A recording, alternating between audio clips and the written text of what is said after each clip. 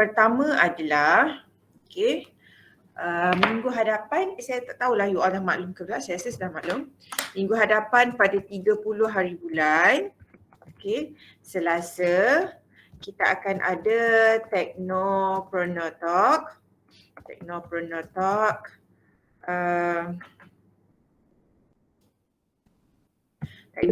Talk daripada pukul 8 malam hingga ke 9.30 malam.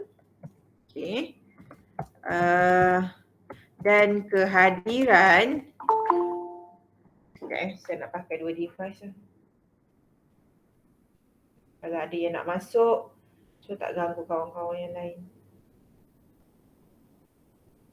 Sekejap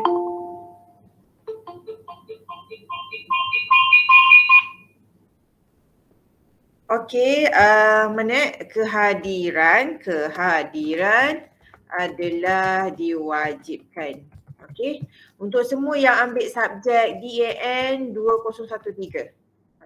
Semua yang ambil subjek DAN 2013 diwajibkan kehadiran. Ada 3 program, iaitu DAT, DAJ dan kita lah DAE. So saya menjemput seorang kawan di Selangor, Semenyih, tempat lama saya. Sebelum ni alumni dari ataupun beliau pernah belajar di Mara Japan Nestor Institute, and then sekarang dah ada kedai di Semenyih lah. So saya dah set up komiti. InsyaAllah hari ni saya akan bagi poster dan copywriting ataupun dia punya info lah untuk you all share. Chen, tak apalah, sebab saya dah start lecture. Tadi sebelum start lecture saya tengok you dah masuk, and then saya nak tanyalah pasal technical, tapi tak apalah, nanti dah habis kelas nanti kita discuss balik. Itu yang pertama. Kita ada Technopreneur Talk, and then penceramah adalah Tuan Muhammad Faiz Rizwan. Dia ada kedai macam berkaitan dengan elektrik, repair laptop, komputer, handphone semualah. Yang kedua, kita ada test. Yang ni saya dah maklum tak pasal test? Belum kan? So untuk test, saya boleh dapat daripada koordinator. Kita akan masuk chapter saya lupa. Salah. Chapter 4, 6, 7, 8, 9. Saya type ni lah. Chapter 4, 6, 7, 8, 9 pada 10 hari bulan Disember 2021, iaitu pada hari Jumaat malam. Jumaat pada pukul 8 malam sehingga ke 9.30 malam.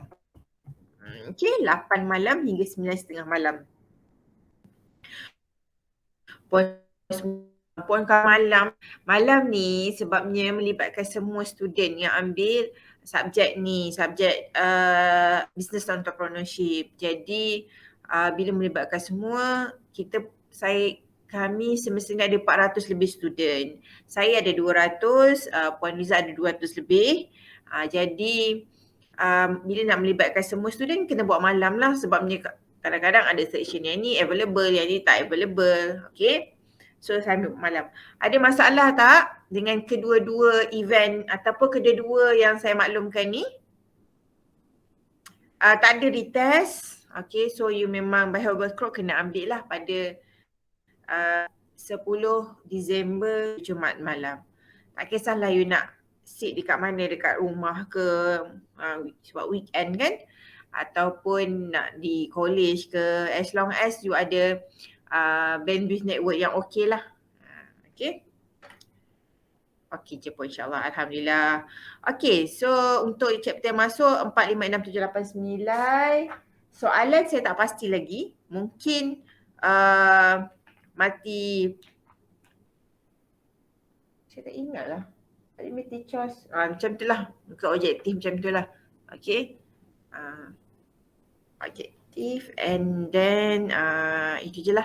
So minggu ni adalah minggu you perlu submit assignment. Assignment 1, jap saya record lah. Okay. Iaitu individual assignment. Selain daripada tu, saya nak tunjukkan sikit kat you all lah. Tak suaranya. Okay. Saya nak tunjuk ni. Ni kita punya kalender yang awal-awal SEM hari tu kan.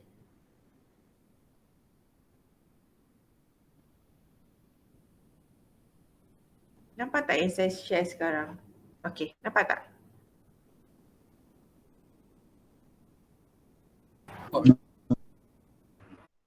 Quiz kita dah set.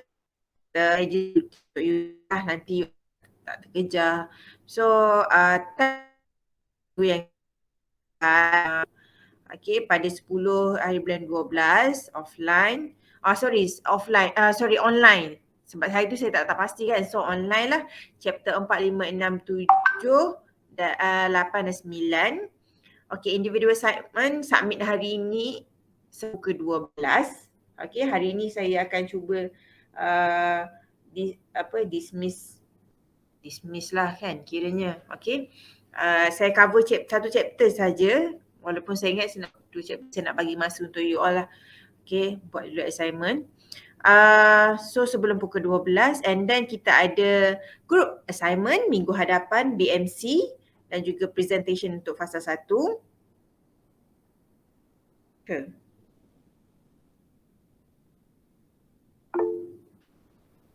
Due assignment malam tadi pun 12 AM. Oh ya. Saya ada share ya. Sorry. Saya ingat 12 PM.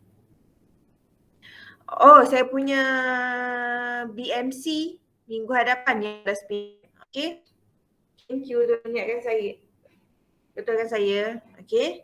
And then kita ada C. And then kita ada group project minggu yang so kita dah start dah minggu lepas iaitu viral. Dan juga kita ada business plan dan juga kita ada business. So start dari ni berturut-turut lah you kena submit assignment lah. Okay, minggu ni kena individual assignment, minggu depan nak kena hantar BMC, minggu ke-9 nak kena test, minggu ke-10 nak kena hantar video viral, minggu yang ke-10, 11 rehat sekejap, 12 bukanlah rehat, maksudnya you kena prepare untuk you punya business plan. Tapi minggu yang ke-9 kita dah habis syllabus.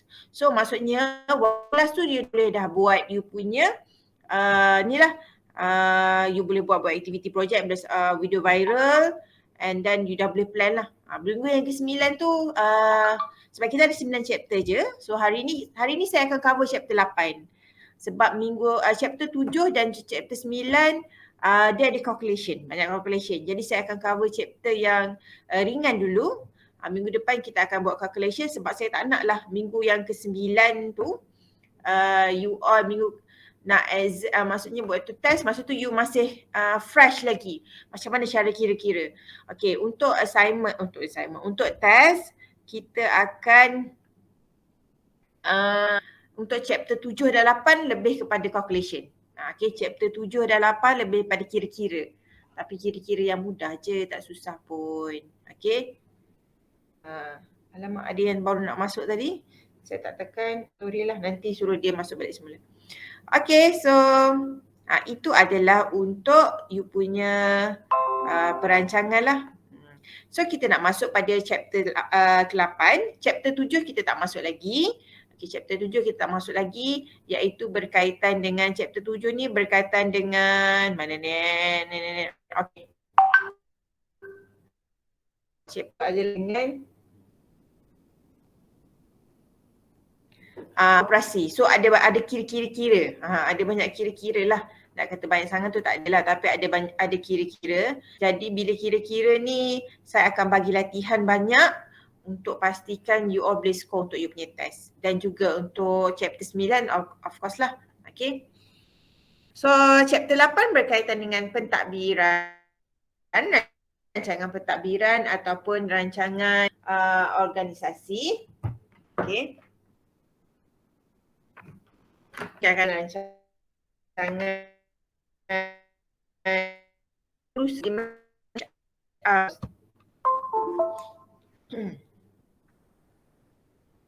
okey, alamak dia jalan pula.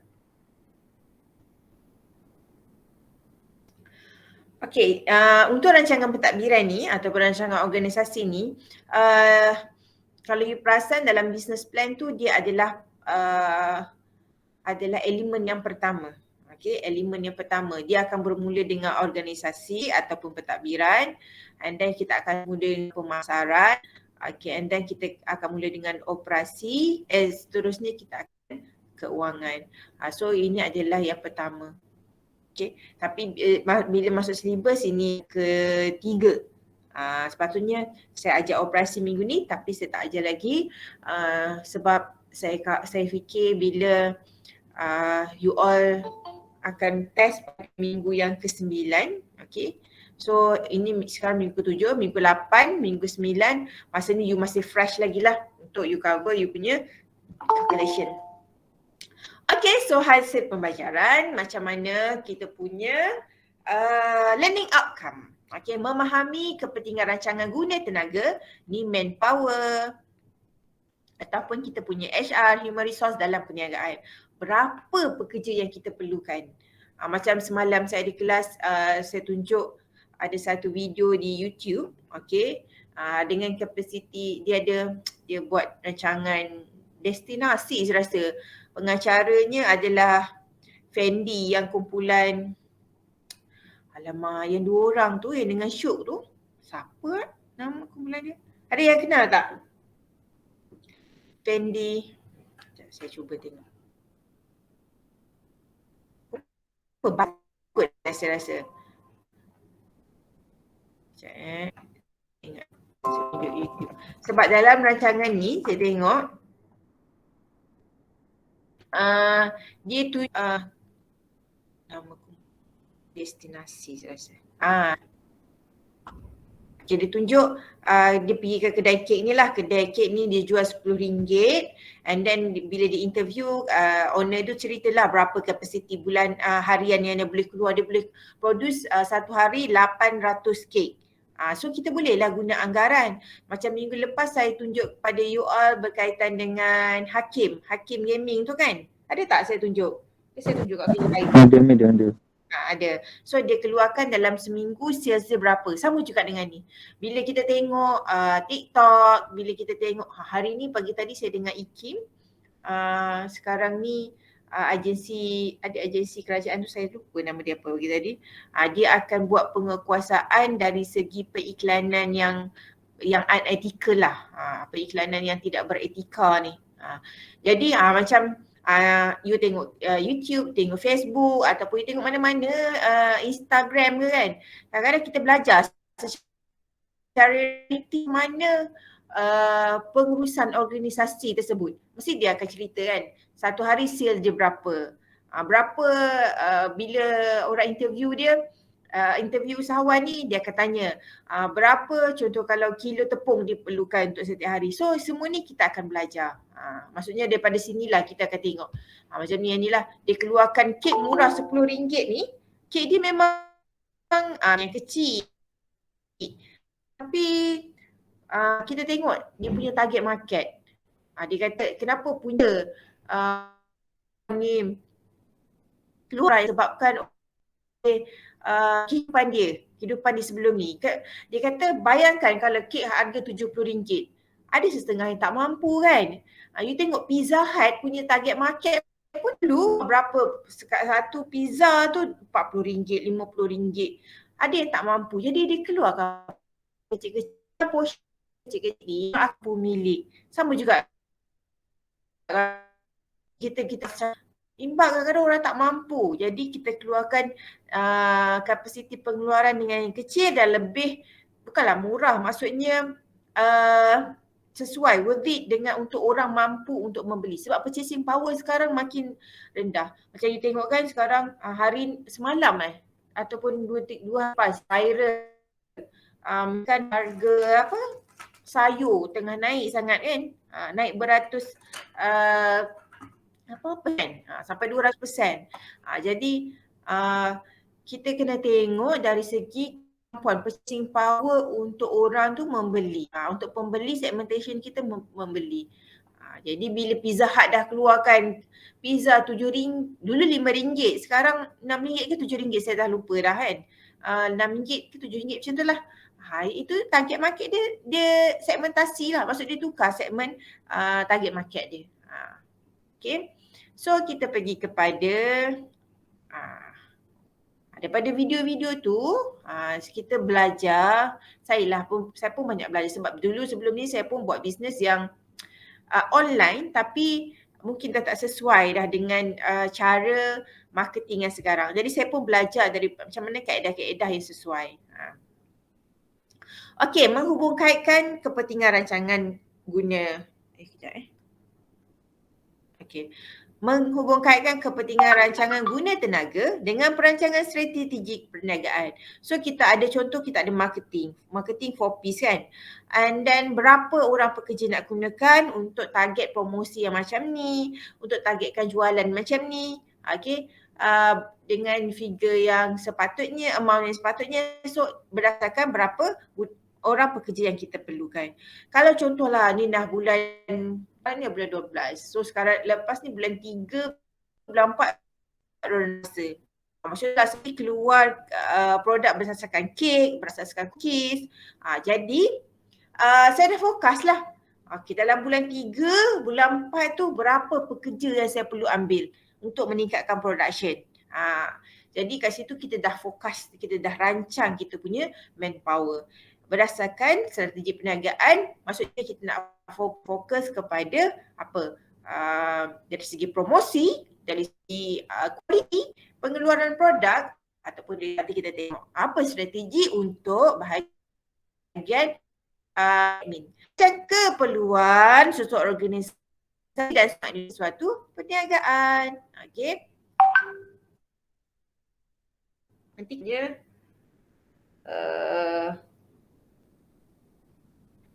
strategi.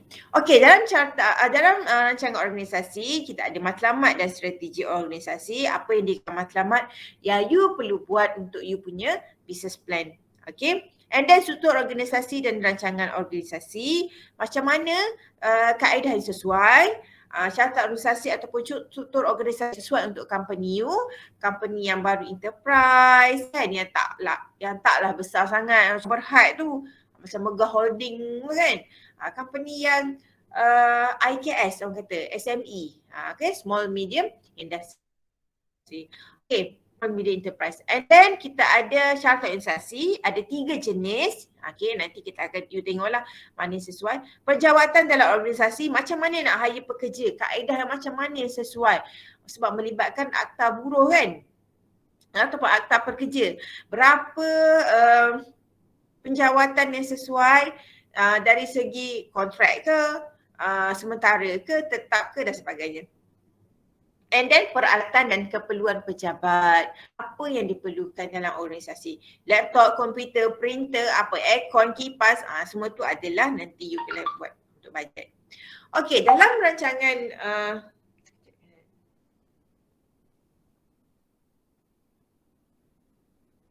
tak apa. Okey, untuk dalam rancangan organisasi, okey, bila kita sebut matlamat, sebab kita nak set up kita punya matlamat, kita punya goal. Okey. Nama Muzammil. Muzammil yang baru masuk. Ya ayuhal Muzammil kan, wahai orang yang berselimut. Kena bangun awal lah ni, bangun awal masuk kelas awal. Okey, so ciri-ciri matlamat yang baik, sebab you nak set up you punya matlamat organisasi, mestilah ada specific, measurable, achievable, realistic dan juga time frame. Okey, SMART ni adalah akronim inilah kan. Saya belajar daripada saya diploma 2000 2002 je itulah. Sampai ke hari ni, even saya pergi kursus, saya pergi training, kalau daripada ISCAN ke, daripada MARA ke kan, kalau sebut je matlamat, mesti masih menggunakan term ni lah, ataupun akronim ni. SMART itu specific, measurable, achievable, realistic dan juga time frame. Sesuatu matlamat company mesti mempunyai ciri-ciri ni ataupun features ni untuk pastikan matlamatmu, you all adalah matlamat yang terbaik. Okay, so ini contoh matlamat. Okay, yang pertama mestilah sesuatu yang khusus, spesifik. Kita tahu apa yang kita nak capai, apa yang kita nak dapat. Okay, syarikat dapat menambah cawangan pada tahun 20 hingga 2030 di seluruh Malaysia. Okay, kita tengok ciri yang khusus. Kita tahulah syarikat tu nak capai apa. Okay, ni matlamat spesifik ni keseluruhan organisasi. Okay, measurable, boleh diukur. Matlamat tu you boleh diukur. Adanya kuantitatif.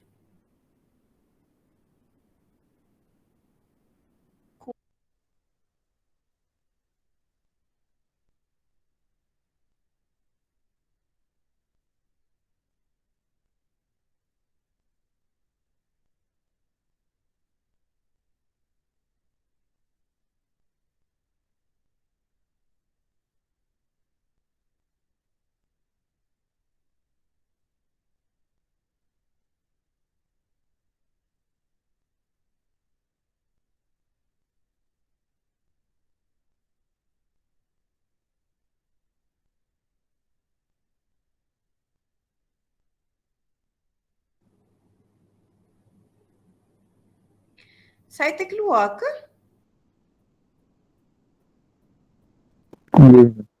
Ha? Oh, saya cakap sampai mana? Sekejap, saya nak guna line saya je lah. Saya nak tukar.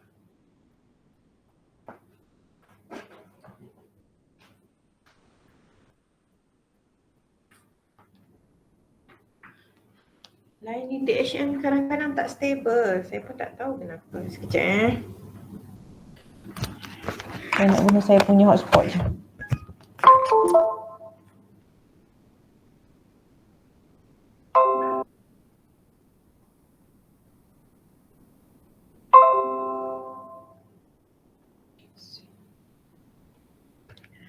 Sekejap saya nak tukar.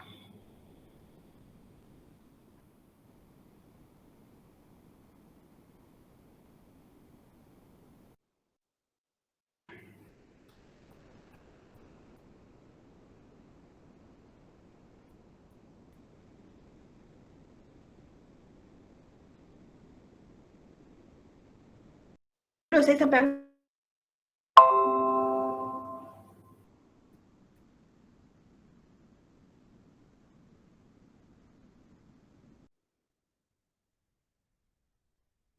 Asma, saya sampai mana? Kak pasal apa? Quantitative one. Quantitative. Boleh diukur. Jentik? Yang boleh diukur kan, matlamat boleh diukur. Smart.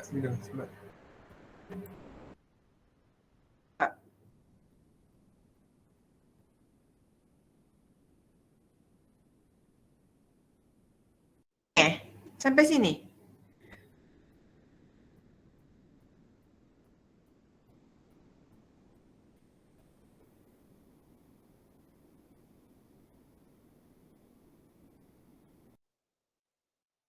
Farhan ada tanya, Puan peratus berapa? Peratus apa ya Farhan? Nanti saya recheck balik.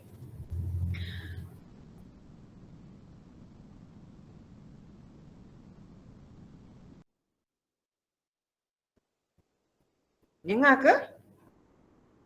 Dengar madam.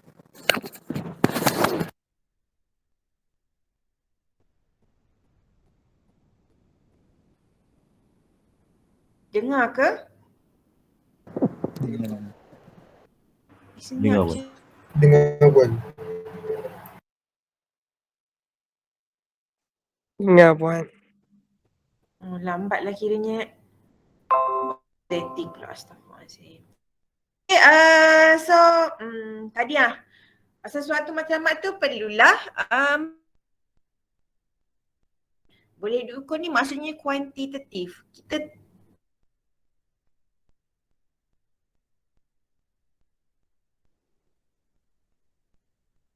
macam mana? Berjaya tu line puan tak okey atau line saya? Bukan line berdua, kita ETHM. Sekarang saya dah guna line saya sendiri. Risau kalau line you all pun you all guna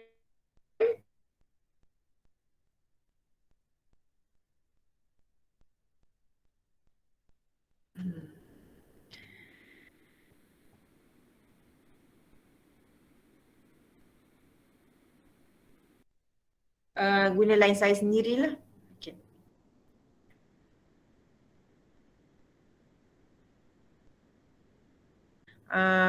You all nanti tengok belik lah apa yang saya record tu. Okay, so adalah sesuatu yang boleh contoh saya nak jadi pelajar yang berjaya mendapat sekurang-kurangnya 3.5. Sekarang 3.6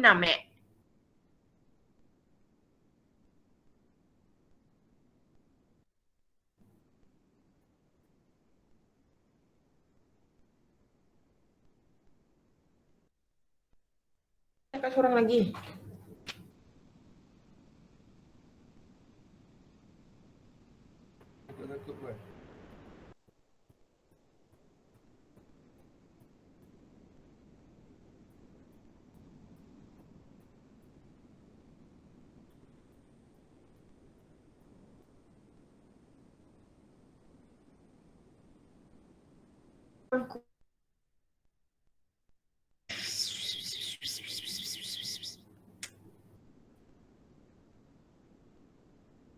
Saya cuba keluar semula.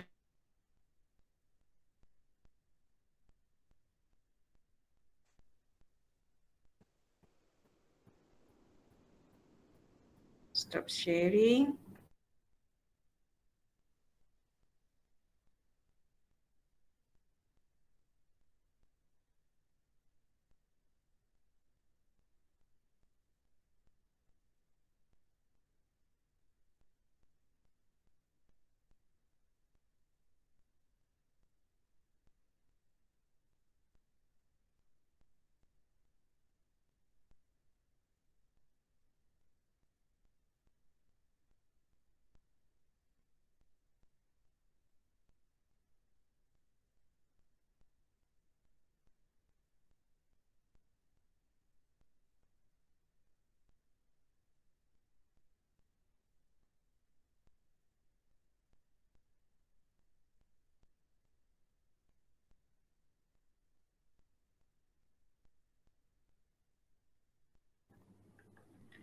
Testing. Okey ke?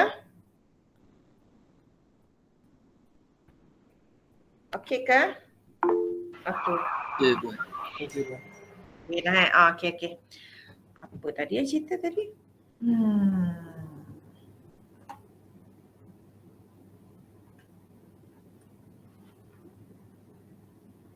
Itulah. Kalau kata nak yang boleh diukur, maksudnya sesuatu yang kuantitatif, yang kita tahu dia punya sama ada figure ataupun apa yang kita target lah.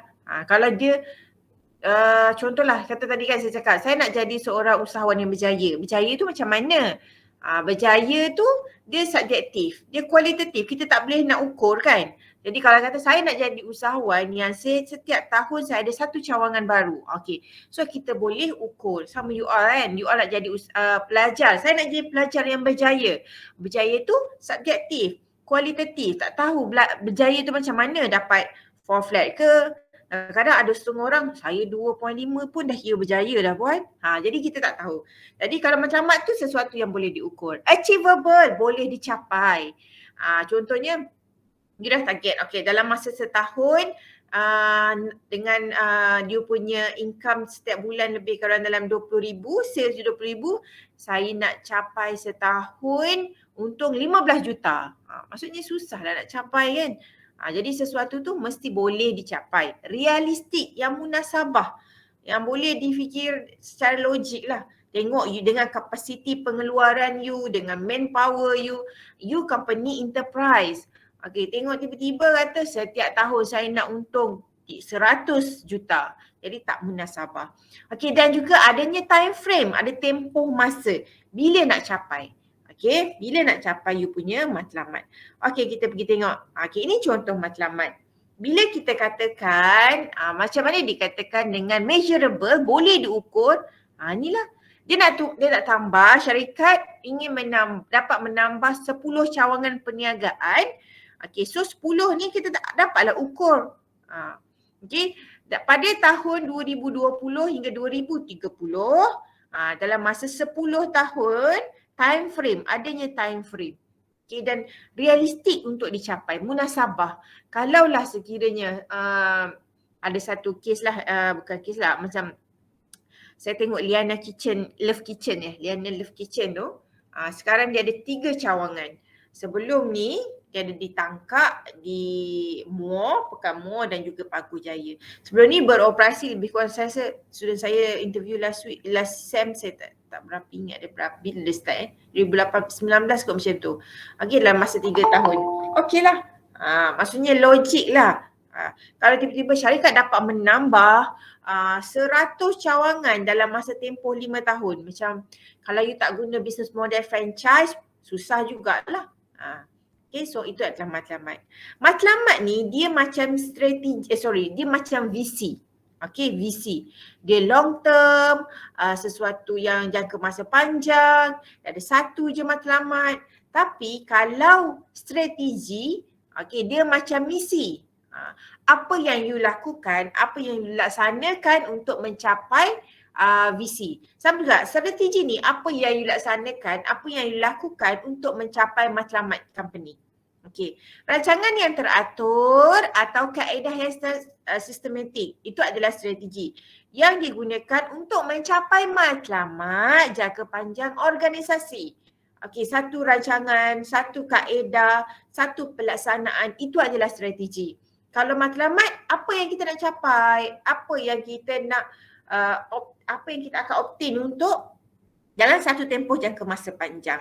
Kalau strategi mungkin selalunya kalau kata satu tempoh, satu jangka masa pendek tu kurang daripada setahun hingga ke maksudnya kurang daripada setahun lah, ataupun setahun sahaja. Kalau lebih daripada tu, dikira jangka masa panjang. So dalam masa setahun, mungkin strategi you nak gunakan kaedah promosi paid review. Contoh. And then tahun depan macam paid review tak berbaloi sebab ataupun paid review dah okey dah you dah create dah brand awareness, so you nak reinforce balik, nak bagi orang sentiasa ingat pula you punya produk. You nak buat strategi periklanan. Itu strategi. Okay. So strategi ni adalah mengikut tahap perkembangan perniagaan. Macam saya cakap sebelum ni, dalam satu perniagaan kita ada business life cycle.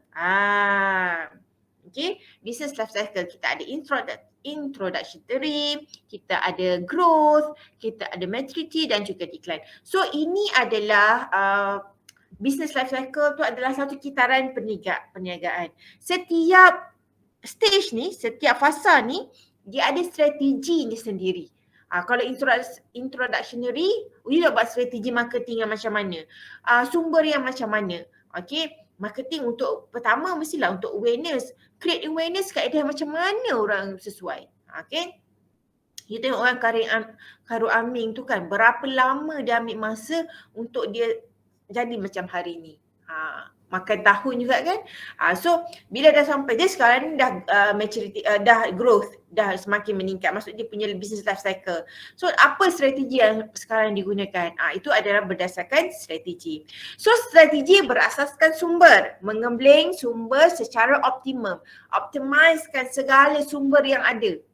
Macam sumber tak semestinya dari sebentuk capital. Sebelum ni saya kata kalau ada 10,000, berapa nak allocate untuk marketing, berapa nak allocate untuk operasi, berapa nak allocate untuk HR, human resource. So sekarang ni dalam bahagian admin sebagai pentadbir organisasi, dia akan mengembling sumber secara optimum.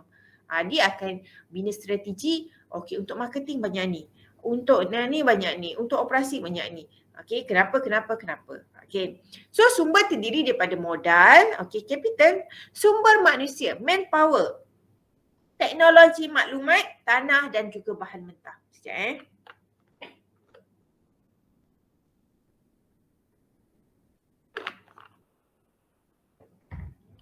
Jadi sumber tu you akan tengok dari segi dia punya berapa you nak allocate sumber manusia untuk setiap bahagian, berapa you nak allocate modal untuk setiap bahagian, teknologi maklumat apa yang akan gunakan untuk setiap bahagian, okey, tanah, aset dan juga bahan mentah. Okey, strategi juga boleh buat melalui promosi secara agresif, harga berpatutan dan juga harga berpatutan dengan harga pesaing dan juga menjaga kualiti produk. Okey, dalam strategi harga mengikut perkembangan ni, okey, mula-mula kita ada kaedah kita menggunakan skimming price ataupun penetration price. Okey, contoh penetration price adalah harga you baru nak penetrate market, you baru nak masuk market. Okey. Contohnya sebelum ni saya rasa tahun 2000 berapa masa saya dah kerja di Mara, saya rasa 2008 macam itulah. Okey. Saya masih ingat bila Massimo nak penetrate market, okey, nak masuk market di Malaysia ni, okey, dengan harga, dengan dia punya roti, dia penetrate dengan harga yang sangat murah. Okey. Itu adalah harga penetration price lah. Saya rasa lebih kurang RM1 lebih lah. Padahalnya Gardenia masa tu dah almost dah dekat RM2 dah. RM1.8 macam tu kan, ataupun RM2 lah. RM2.10 macam tu lah. Maksudnya dia penetrate dengan harga penetration. Kalau skimming price, dia penetrate harga dengan harga yang tinggi. Tapi selalunya skimming price ni memang dah well known brand, ataupun memang dia ni unik. Contohlah bahan yang digunakan tu organik semuanya, ataupun memang macam wagyu kan, daging yang kalau you beli pun macam boleh tahan sampai beribu-ribu kan, macam tu lah. Itu adalah skimming price.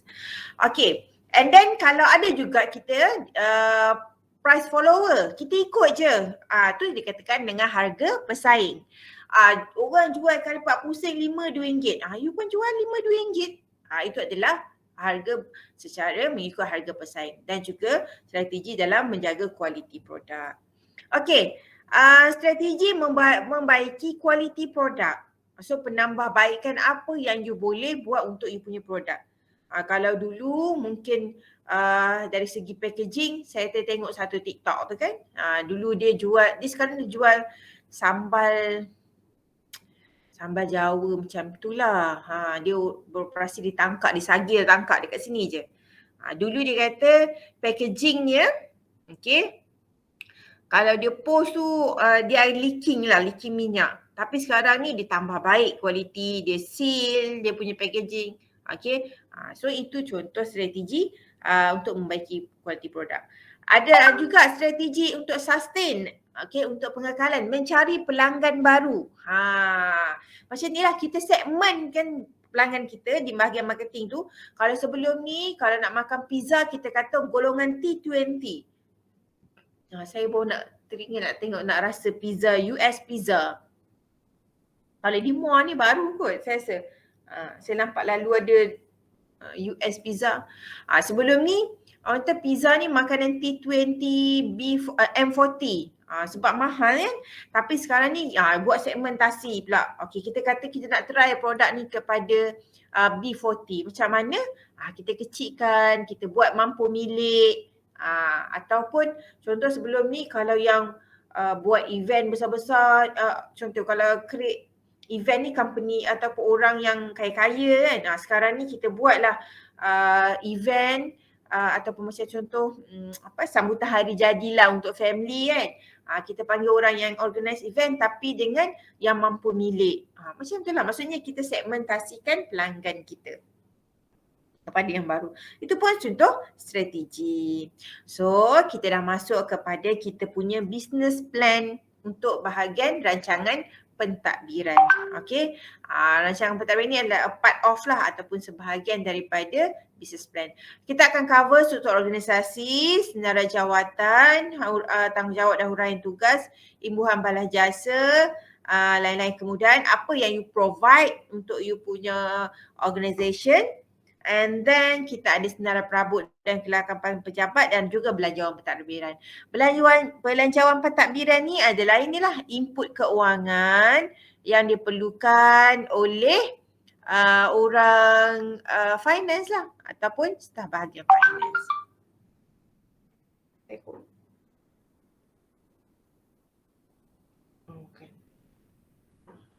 EJK tengah busy nak set up program. Chan, nanti habis kelas you tunggu sekejap sebab saya tengah discuss dengan Haziq juga ni. Boleh buat. Okay, so struktur organisasi. Apa itu struktur organisasi? Merujuk kepada tugasan tertentu, diperuntukkan mengikut fungsi yang ada dan saling berhubung kait antara satu sama lain. Itu adalah struktur organisasi ataupun carta organisasi lah. Kita tahu tugasan kita, okay, apa fungsi kita dan macam mana kita nak, maksudnya macam mana setiap bahagian tu berkait antara satu sama lain. Yelah kalau macam contohlah saya bahagian operasi. Saya nak produce kek bulan ni, bulan ni, mestilah saya kena tanya bahagian marketing, berapa korang target, berapa korang fokus tahun untuk hari ni. Jadi orang marketing pun cakap, okey kami fokus untuk hari ni, bulan ni 8,000 contoh. So saya bahagian operasi kena tahulah okey 8,000, berapa flour tepung saya perlukan, berapa telur yang diperlukan, okey berapa pekerja. Saya akan bagi tahu, contohlah tak cukup pekerja, saya bagi tahu orang admin. Tak cukup lah pekerja, kena staff kena buat OT lah. Contoh. Okey. Itu namakan saling berkait, hubung kait antara satu sama lain. Okey, pelbagai bentuk organisasi. Okey, kita akan belajar 3, fungsian, bahagian dan juga metrik, selalu masuk test. Okey, so kita fahamlah kalau untuk fungsian ni macam mana, kalau bahagian ni macam mana, kalau metrik ni macam mana. Okey, so ini adalah yang pertama adalah struktur fungsian. Kalau saya cakap laju sangat tolong remind. Ini hari yang keempat dah cerita benda yang sama. Okey, so kita ada pengurus besar, general manager, CEO kat atas sekali. Setiap ni ada bahagian dia.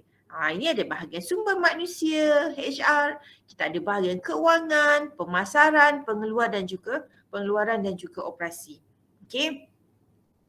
So merujuk kepada pembahagian fungsi dalam organisasi mengikut kepada keuangan, pengeluaran operasi, sumber manusia dan juga pemasaran.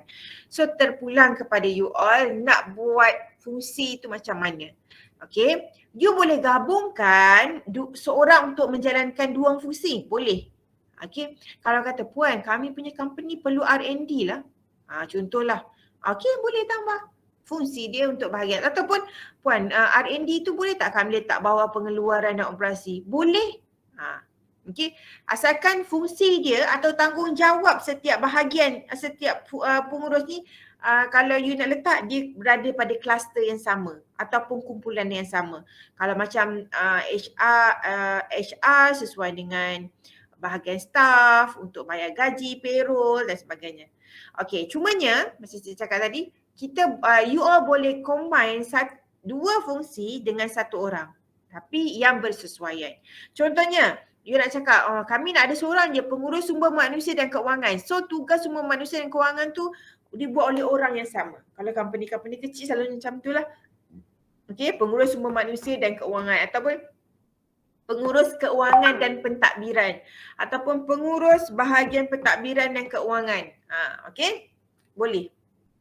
Asalkan yang tak sesuai sikit, yang saya rasa tak sesuai lah daripada pengalaman saya, daripada saya tengok orang-orang yang lain lah. Kalau pengurus keuangan ni dia tak sesuai sangat kalau orang yang sama dengan pemasaran. Sebab keuangan ni orangnya suka saving. Okay, dia punya tanggungjawab tu pun agak kontra dengan bahagian marketing. Marketing ni suka spending. Suka nak buat iklan, nak belanja klien, nak ini macam-macam. Tapi kalau keuangan dia every single scene kan, setiap sen tu dia nak tahu ke mana pergi duit ni.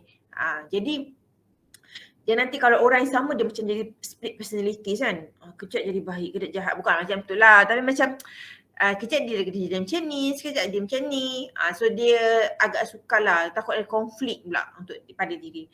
Jadi kalau pengurus sumber manusia sesuai kalau you nak combinekan dengan keuangan. So bawah tu mungkin ada seorang eksekutif, ada pun seorang kerani. Pemasaran dengan operasi pengeluaran boleh you nak sekalikan. Tapi bahagian pengeluaran dengan operasi ni selalunya kerja dia banyak sebab nak pastikan production tu kan. Jadi mungkin selalunya bahagian ni yang paling banyak pekerja. Paling ramai pekerja. Sebab dia nak keluarkan produk ataupun perkhidmatan. Setiap fungsi mempunyai tanggungjawab yang tertentu. Itulah sumber manusia, keuangan, pemasaran dan juga pengeluaran. Merupakan penjabatan yang paling asas dan lazimnya digunakan dalam organisasi yang kecil. Macam kita lah enterprise yang mempunyai produk yang terhad. So kalau company kecil kita guna fungsian je. Contohnya kita ada pengeluaran, keuangan dan juga pemasaran. Sekarang dah okey ke line saya? Ada masalah? Okey, madam. So ciri-ciri struktur fungsian dikelaskan mengikut fungsi utama iaitu kemahiran lah. Kedudukan ahli organisasi adalah mengikut kepada persamaan dalam kepakaran. Macam tadi ni kan. Kalau contohlah kat sini letak penyelia, boleh? Ataupun technician, juruteknik, boleh? Maksudnya dia berada di kepakaran yang sama. Tapi kalau tiba-tiba dia letak sini juruteknik, pemasaran tiba-tiba ada juruteknik. Tak sesuai. Kan?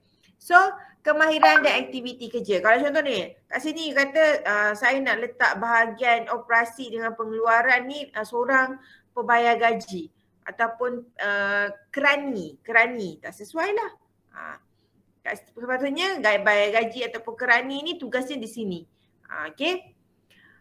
Contohnya pengeluaran aktiviti yang berkait dengan penghilangan produk ataupun pengeluaran perkhidmatan. Itu adalah untuk operasi. Pengeluaran ataupun operasi lah. Kalau pemasaran, aktiviti yang berkaitan dengan promosi dan jualan produk. Kalau nak buat iklan, kita mungkinlah kita nanti seorang, saya ingat dulu saya pernah praktikal di Jatimas, Teakwood lah, intern di Teakwood di Selayang tu. Dia ada seorang marketing manager, bawah marketing manager tu ada seorang penyelia.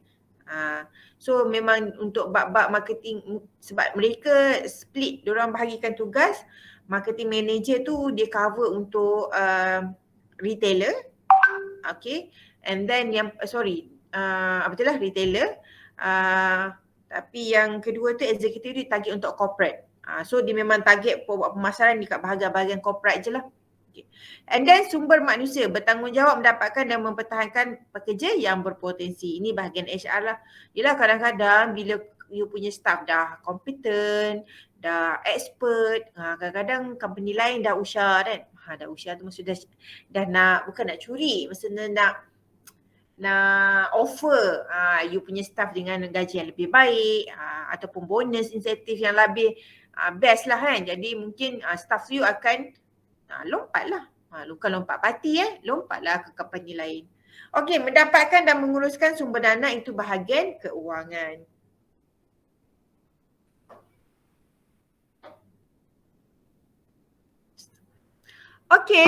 So ini adalah contoh organisasi, struktur organisasi berbentuk fungsian, tapi yang ini tak sesuai lah untuk you all. Ini lebih sesuai untuk macam badan berkanun. Sebab ada ketua eksekutif, ada pengurus besar. Saya ingat masa saya di MADA dulu, memang ada pengurus besar lah dan juga ketua eksekutif. And then ada jabatan-jabatan dia. Saya jabatan penilaian dan perancangan saya rasa. Saya pun dah ingat lupa, lama dah tinggal. Jabatan perancangan dan penilaian. So projek-projek di bawah MADA, bawah NCER, bawah EPU, Economic Planning Unit. Bawah Jabatan Perdana Menteri. So dia adalah dia punya sistem, kita kena follow lah. Jadi ada banyak-banyak jabatan lah. Kalau ini company ataupun sesuai GLC sesuai lah. Apa itu GLC? Government Link Company. Macam Sanderby, TNB, itu adalah GLC. Okey, yang kedua adalah struktur bahagian ataupun divisional. Okey, merujuk kepada struktur organisasi yang dikelaskan mengikut produk perkhidmatan, pelanggan, geografi dan proses. Kalau you ada company yang lebih besar, yang ada banyak projek, yang ada banyak cawangan, lebih sesuai kalau you gunakan struktur bahagian ataupun divisional. Okey, tapi base dia mesti ada fungsi sama. Maksudnya kena ada jugalah bahagian fungsi. Okey, untuk cover bahagian operasi, pengeluaran sumber manusia dan kewangan. Misalnya dekat HQ. So dekat HQ tu nanti dia akan sub kepada bahagian geografi. Geografi ni kalau contoh ada cawangan ikut regional, ada northern, utara, ada selatan, ada timur, ada tengah. So dia akan company-company yang besar ni selalunya dia ada banyak cawangan-cawangan lah. Okay, so belah utara tu dia dah bahagikan pula. Dia macam ada pengurusan di bahagian utara. Selalunya itulah Kedah, Perlis, Pulau Pinang. Kalau Pantai Timur, Kelantan, Terengganu, Pahang. Kita selatan lah. Ayuh, Johor, kita pun Melaka dengan Negeri Sembilan lah. Kan? So ada juga yang dia bahagi pula ikut produk. Masa Nestle kita ada cereal, ada minuman kan. So kat sini makanan ringan, minuman, keperluan, barang keperluan. Pelanggan dia bahagi pula. Ini saya cerita contoh yang macam company saya pernah intern tu. So dia punya pelanggan tu untuk bahagian marketing, segmentation dia buat segmentasi kepada corporate dan juga kepada retail lah. Retail tu maksudnya biasa je, dia jual kepada orang, dia ada showroom. Dan kepada corporate ni, dia memang target kepada company-company yang besar. Okay. Setiap bahagian akan diwakili oleh setiap ketua yang bertanggungjawab sebagai pengurus bahagian. So ada bahagian geografi, jabatan lah. Dia bahagi ikut geografi. Okay. Dia ada yang bahagi ikut pelanggan dan juga ada bahagi ikut produk. Sebenarnya kalau company tu banyak sangat produk, okay, ataupun brand kan. Dalam company dia ada brand pula. Macam itulah Milo, Nestem semua tu. So dia clusterkan pula minuman. Okay, lepas tu makanan ringan, ada cereal. Okay. And then ciri-ciri struktur divisional, struktur diagihkan mengikut produk, pengguna dan geografi. Setiap division mempunyai sumber utama. Itu kenalah ada sumber utama yang diperlukan dan tidak bergantung kepada division lain. Okay, maksudnya setiap division ni kenalah ada bahagian operasi dan juga pengeluaran, sumber manusia dan juga keuangan. Kan pengeluaran ni mungkinlah dia tak produce produk tu. Tapi dia akan uruskan dari segi bukan procurement, dari segi berapa stok yang nak sampai, tu termasuk dalam bahagian setiap bahagian. Okey, so struktur yang ketiga adalah struktur matriks. Merupakan kombinasi dari struktur fungsian dan struktur organisasi bahagian yang bertujuan untuk menutupi kekurangan-kekurangan terdapat pada kedua-dua bentuk organisasi. Dia macam kita belajar chapter 4 lah yang kita nak masuk test ni kan, PLT. PLT ni kan gabungan ataupun hybrid dengan partnership yang biasa dan juga sendirian berhad. Enterprise partnership yang biasa tu dengan sendirian berhad. So bila digabung kekurangan cons dekat bahagian partnership dan juga sendirian berhad, syarikat sendirian berhad tu ditambah baik. Ditambah baik wujudlah satu PLT. Okay. Sama juga dengan struktur metrik. You tengok contohlah, tapi dekat kawasan sini, contoh you berada di sini, dia akan perlu diterima dua arahan. Okay. Okay, so struktur metrik juga dikenali sebagai sistem bilang arahan. Okay, sebab dia terima dua arahan. Staf membuat laporan kepada dua orang ketua fungsian dan juga ketua jabatan divisional. Okay, analoginya contoh macam saya. Saya adalah di bawah Jabatan Sains dan Matematik. Okay, saya bukan di bawah JKE. JKE you all elektrik. Elektronik ke elektrik je? Elektrik. Oh, elektrik kan? Okey. Usaha sebab dulu masa saya di beranang, jabatan di sana dipanggil elektrik dan elektronik. Okay, so you are elektrik je kan? So saya di bawah JSM, saya matematik, tapi saya mengajar you all di bawah Jabatan Kejuruteraan Elektrik.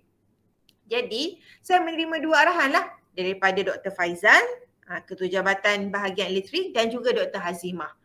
Contohnya macam itulah. Okay.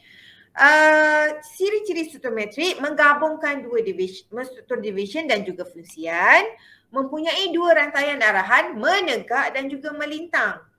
Okay. And then pekerja perlu membuat laporan kepada 2 ketua division dan fungsian. Nanti di hujung semester ni saya akan hantar markah you all kepada Dr. Faizal dan juga Dr. Hazimah. Sebab melibatkan dua jabatan lah. Struktur ini bercanggah dengan prinsip kesatuan arahan menyebabkan ia sukar diuruskan. Orang kata itulah, dalam satu kapal susah kalau ada dua nahoda kan. Tapi setakat hari ni kalaulah sekiranya dua-dua ketua kita okey, tak ada masalah, boleh kerjasama, lagi bagus sebab ada 2 percambahan idea kan. Okey, kita pergi pada carta organisasi. Tadi yang kita cerita tadi lah. Okey, apa itu carta organisasi? Struktur pengurusan yang menunjukkan hubungan autoriti mengikut fungsi, okey, bahagian pemasaran, operasi, keuangan, unit dan juga kedudukan dalam organisasi. Unit ni adalah dia jabatan, bawah jabatan dari unit. Maksudnya yang lebih kecil. Macam dulu saya Jabatan Pengajian Am. Bawah ada unit keusahawanan. Macam itulah. Unit usahawan. Dulu saya dimarah macam tu. Dan kedudukan dalam organisasi. So apa pentingnya carta organisasi ni? Sudah selalu buat salah untuk hierarki carta organisasi. So semester ni saya harapnya student saya tak buat salah lah. Sebabnya hierarki tu penting. Sebab tengok, pentingnya carta organisasi untuk pembahagian kerja. Kita tahulah kerja kita kan. Bahagian marketing tak apalah tiba-tiba nak buat gaji. Macam tu lah. Maksudnya setiap orang tahu macam mana kita nak address kepada siapa kerja tu. Kita nak bagi pada siapa kerja tu. Macam you all kan. You all nak tanya pasal berkaitan dengan pendaftaran subjek. Tanya pada bahagian keuangan. Dia tak tahulah. Kena tanya pada Puan Latifah lah, bahagian PPA. Bahagian akademik. Kalau tanya pada Cik Ismit memang bahagian HEPA, Hak Ehwal Pelajar. Maksudnya pasal program ke, boleh lah. Macam tu. Okey, hubung kait antara ketua dan subordinate. Ketua ni ataupun superior. Okey, superior orang atasan, subordinate orang bawahan. So macam mana kita tahulah hubungan kita, mana limitnya. Okey, empowerment macam mana yang dibagi pada kita. Kalau contohlah saya nak buat program kan.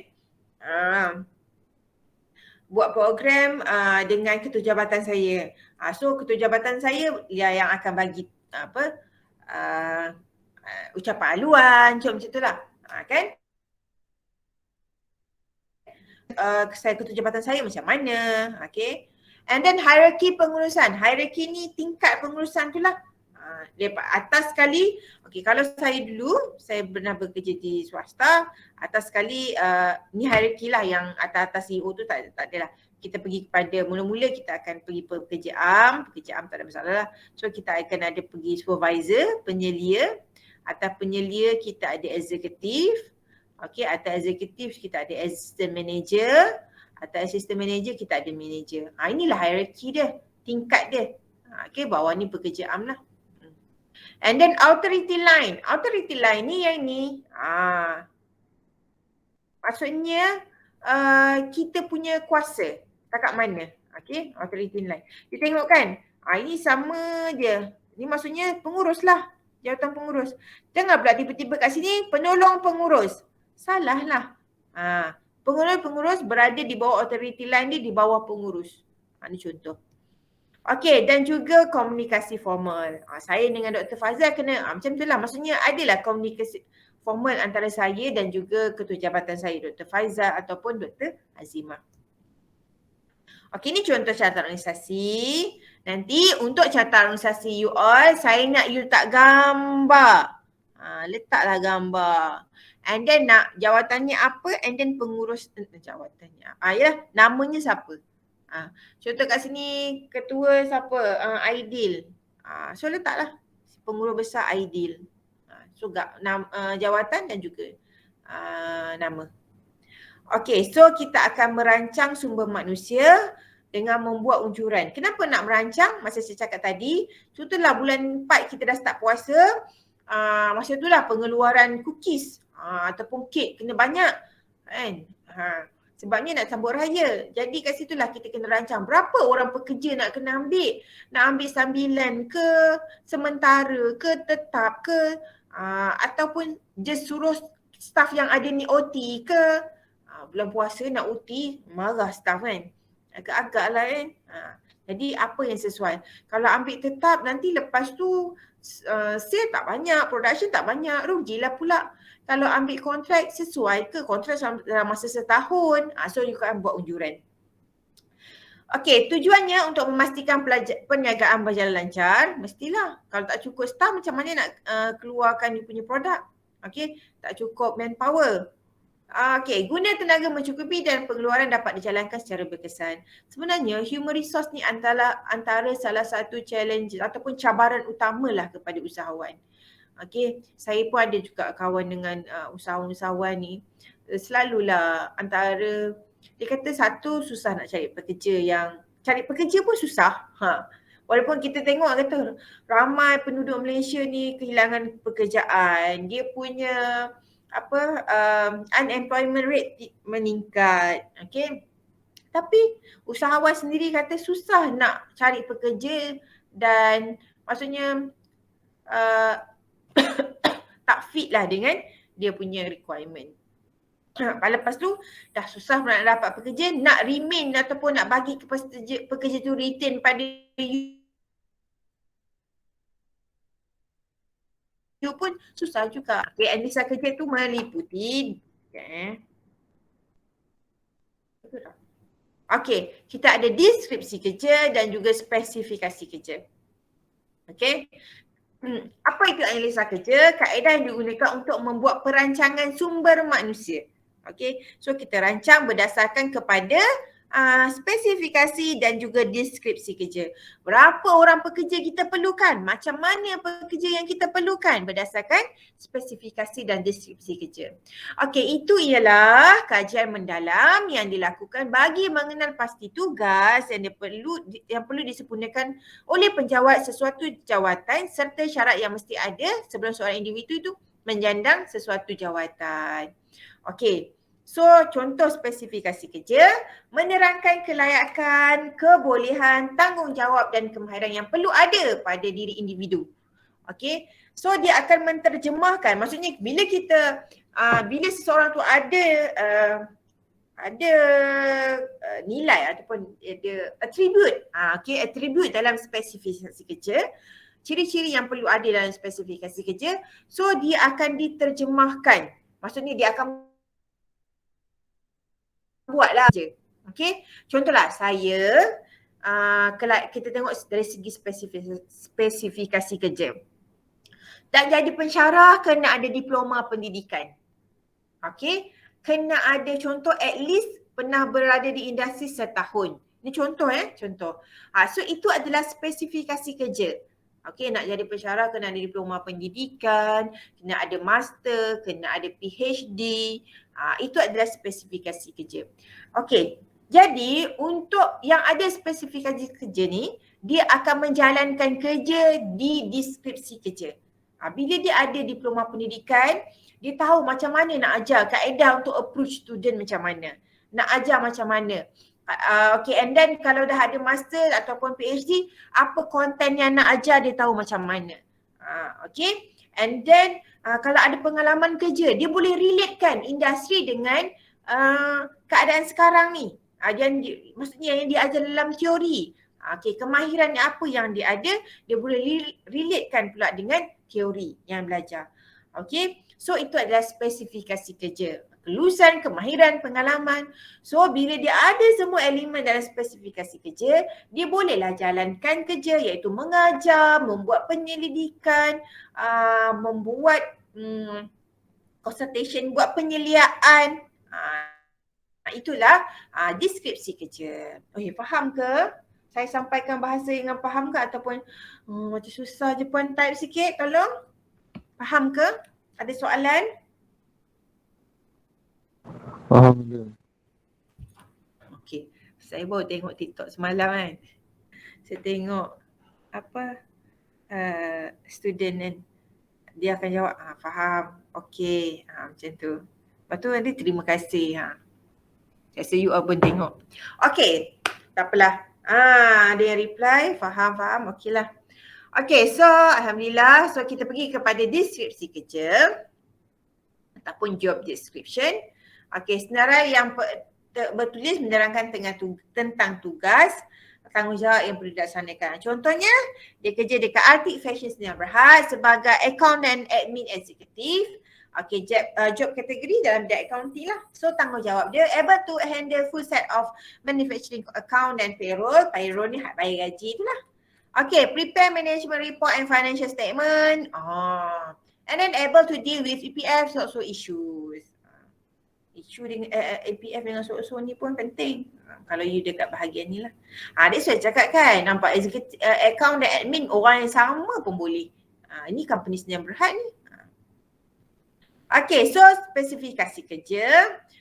Dokumen yang menerangkan tentang kemahiran, pendidikan dan pengalaman yang perlu dimiliki oleh seorang individu. Okey, tujuan untuk memahami tujuan dan pentingnya posisi kerja dalam organisasi tertentu. So, contohnya financial accounts consultant dah ada at least 2 years working experience.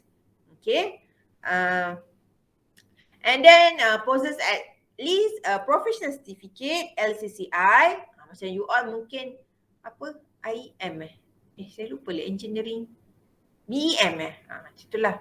Okay, diploma or advanced higher education graduate diploma in finance, accountancy, banking or equivalent. So itulah kerja-kerja financial consultant. And then kita ada required skill UBS ni macam software lah untuk account. Okay, Excel, required language English. Applicant should be Malaysian citizen or hold relevant resident status. Okay, job specification. So apa hubungan antara Anissa kerja dan juga perusahaan sumber manusia? So ini adalah step-step lah. Step-step yang perlu tak gerak. Okay. Dalam Anissa kerja iaitu pengambilan, pemilihan, latihan, penilaian prestasi, ganjaran dan juga keselamatan. OSH lah. OSH. Okay, pengambilan. Mula-mula masa pengambilan ni kalau untuk penjawat awam, okay, kita perlu dapatkan warrant lah. Okay, satu jabatan ataupun PTJ tu ataupun agensi tu perlu dapatkan warrant daripada JPA untuk nak buat pengambilan. Katanya perlu ada jawatan kosong. Tapi kalau untuk swasta, bila nak buat pengambilan tu, bila dah buat analisis lah.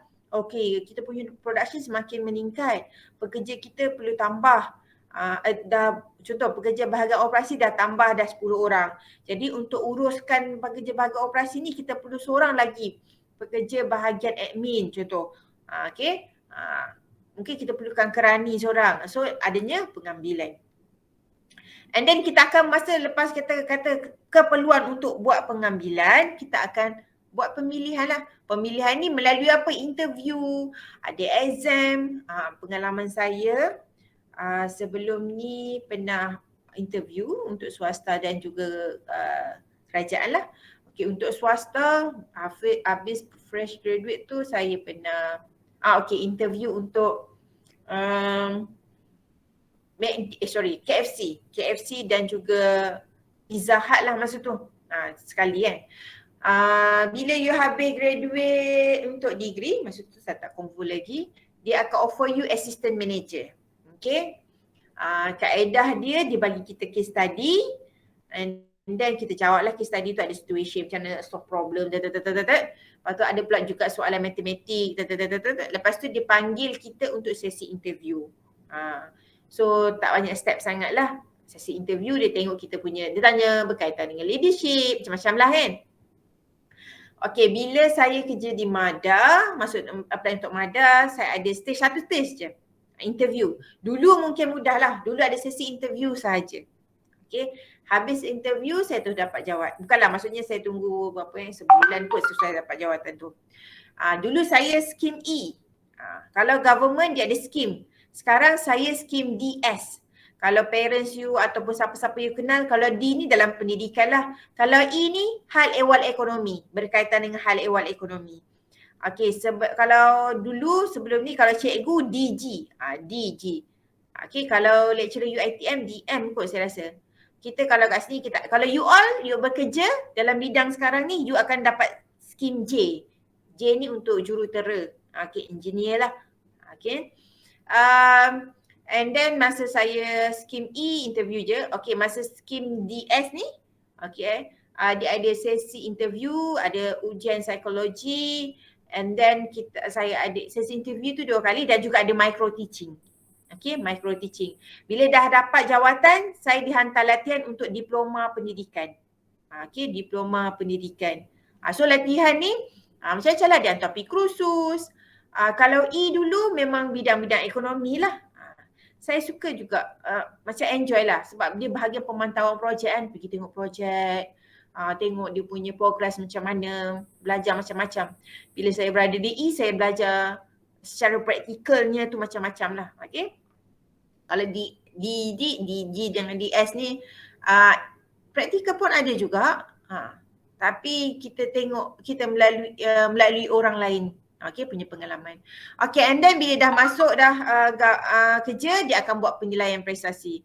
Kalau swasta, saya ingat lagi bank rakyat, saya tak pernah kerja bank rakyat, tapi bank rakyat pernah bagi bonus 12 bulan kan. Berdasarkan penilaian prestasi lah. Macam sekarang, hujung-hujung tahun ni memang tengah proses dalam penilaian prestasi. LNPT, laporan prestasi tahunan, macam tu lah, LNPT. Macam tu lah. Okay. And then dia akan bagi ganjaran. So inilah ganjaran tadi 12 bulan ataupun dapat naik pangkat ke, macam-macam lah. And then melibatkan OSH. So ini keseluruhan keseluruhan berkaitan dengan analisa kerja. So penjawatan dalam organisasi. Saya nak tunjuklah kat you all kan. Saya baru dapat tengok pagi ni, ada kawan saya share kan sebelum tu, Facebook ni. Okay, boleh nampak tak?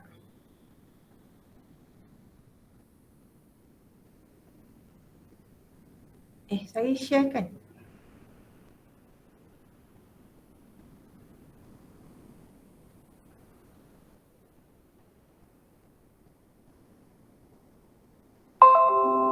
Okay.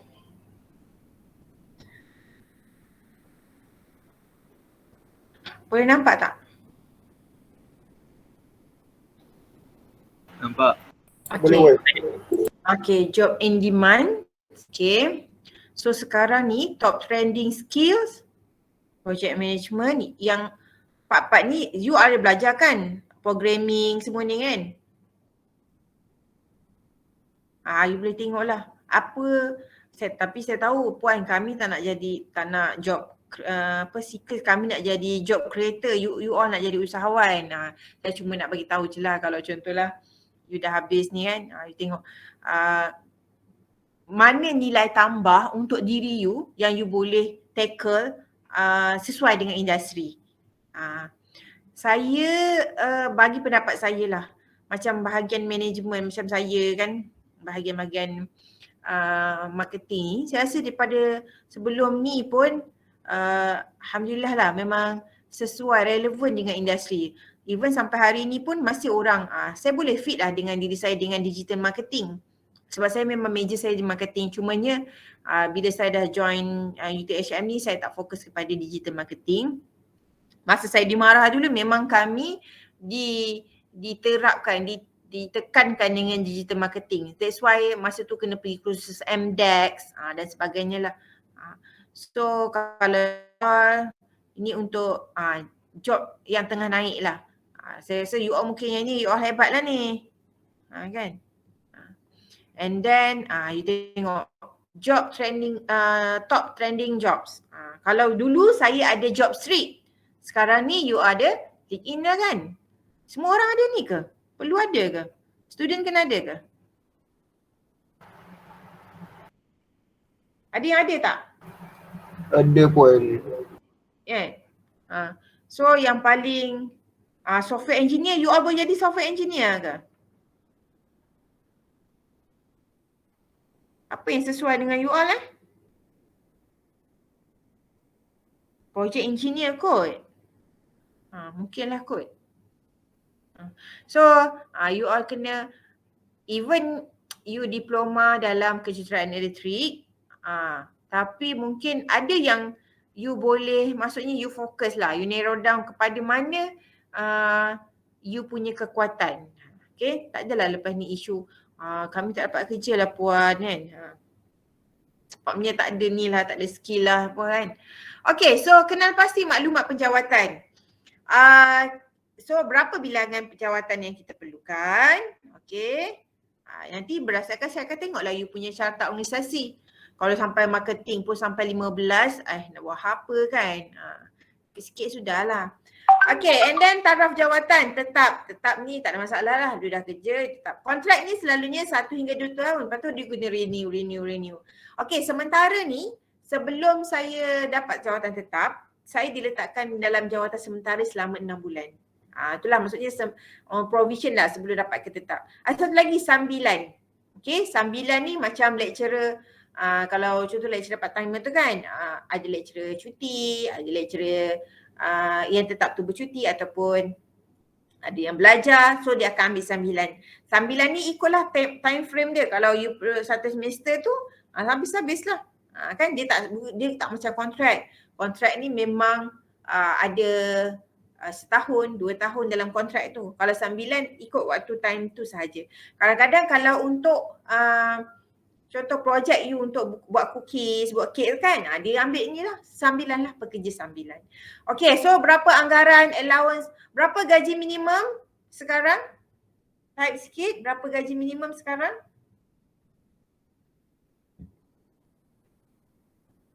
$1,200. Hebat kelas ni kan? Kan?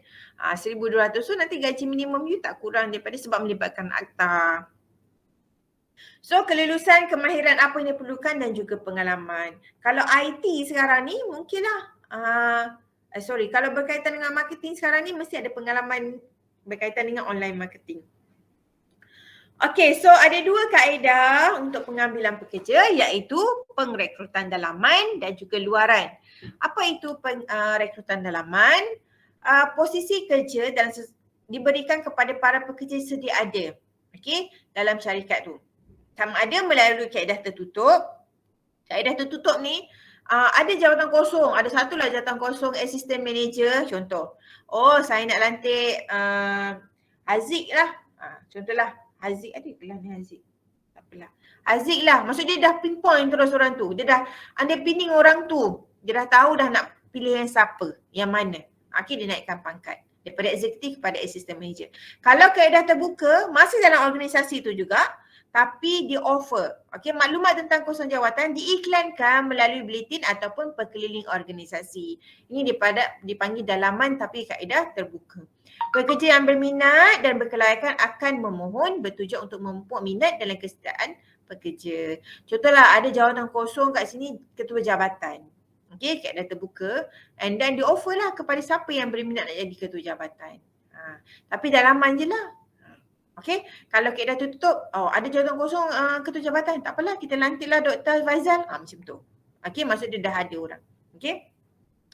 Apa kelebihan pengrekrutan dalaman? Meminimumkan kos, so tak perlulah nak buat lantikan baru. Sebab lantikan baru ni melibatkan kos, you kena interview, okay, you kena mohon. Ada proses-prosesnya tu, lantikan tu. Okey, kelebihan dan keupayaan pekerja lebih diketahui berbanding permohonan luar. Sebab orang yang kita pilih tu orang yang dah lama dah dekat organisasi tu. Kita dah kenal dah. Kan? Jadi memang dia boleh buat kerja, dia memang expert bidang tu. Sudah tahu dah. And then meningkatkan moral komitmen, motivasi dalam kepada pekerja. Yelah, dah naik pangkat kan, mestilah semangat tu kan. Semakin rancang nak buat kerja sebab dia dah naik pangkat.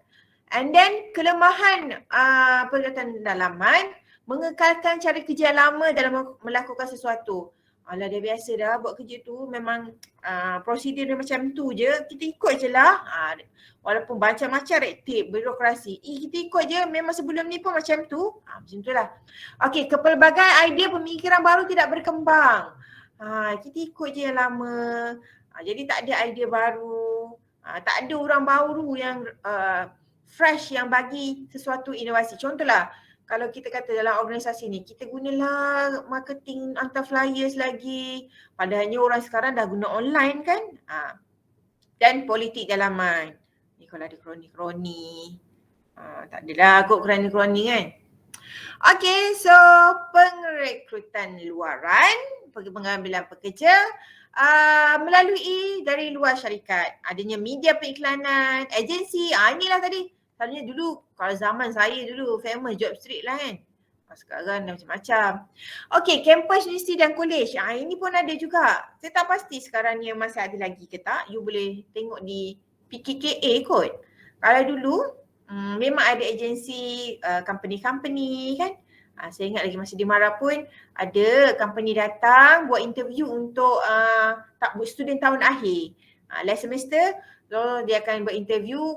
Sebenarnya bila dia buat interview tu ramai je yang dia panggil untuk bekerja. Kalau lagi-lagi kalau company yang besar-besar ni memang fokus kepada untuk cari freshie kan, freshie duit. And then pejabat buruh. You boleh tengok kat pejabat buruh tu ada jawatan kosong. Apa kelebihan dia? Pencamahan pemikiran idea baru. Lah. Kan orang baru masuk macam-macam nak tunjuk kehebatan dia ada. Idea apa yang dia ada dia nak masuk, dia nak beri pada organisasi. And then tapi ada kesan negatif terhadap moral dan keakraban ahli kumpulan dalam kerja dalam syarikat. Ini kalau ada orang tak puas hati lah. Pasal nanti orang baru jadi manager, padahal orang yang ni ada kan. Jadi mungkin ada yang tak puas hati dari segi culture lah, budaya kerja tu. Tak sekepala lah apalah kan. So macam mana pemilihan kerja? Proses memilih pekerja mengukur, menilai atau mentafsirkan sifat sekumpulan pemohon dan memilih individu yang akan berjaya dalam pekerjaan tersebut. So adalah teknik yang digunakan melalui temu duga. Ini biasalah. Okey, panel buat temu bual, tanya soalan tu, tanya soalan ni. Okey, adanya ujian. Ujian ni ada ujian matematik. Saya rasa sekarang SPA pun ada, even grade 11 pun ada. Saya lupa Kalau dalam kerajaan, kita ada grade 11. Okey, grade 11 ni untuk PMR. 19 untuk SPM. And then kita ada 29 untuk diploma. So kalau you diploma, you 29 lah. Okay, grade yang you layak. And then 41. Okay. And then kita ada macam saya 45. So nombor ganjil ni, kalau ganjil adalah lantikan baru. Kalau dah genap, contoh 44, 32, itu dah naik pangkat. Dia kanan. Dia panggil kanan lah. Dia berbeza. Skim kita ada, contohlah J, DG, kita ada AU, macam-macam lah. Okay. KP. And then tujuannya untuk melihat kemampuan seorang individu dalam melaksanakan tugas sebelum individu tersebut memegang jawatan yang dipohon. Okay, inilah huraian tugas dan tanggungjawab yang you kena buat untuk setiap jawatan. Okay, kita ada contoh pengurus kewangan, apa dia punya kelayakan, spesifikasinya dan juga inilah dia deskripsi dia. Okay, tugas dan tanggungjawab.